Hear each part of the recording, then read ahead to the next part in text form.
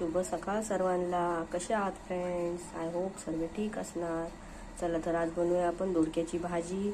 हे आहे चण्याची डाळ, हे आहे सर्व सुके मसाले, थोडीशी शेंगदाण्याची कूड घेतलेली आहे, हे आहे कांदे आणि हे आहे टोमॅटो. तर चला सर्वात पहिला आपण कुकरमध्ये ऑइल टाकूया. पहिला कांदे टाकूया आपण. कांद्याला चांगलं सर्व परतून घ्यायचं आहे व्यवस्थित.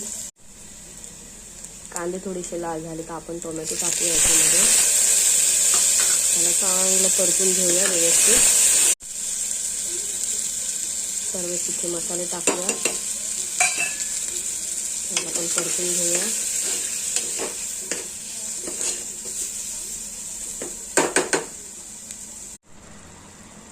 आता हे टोमॅटो बारीक झाले की आपण याच्यामध्ये टाकूया भाजी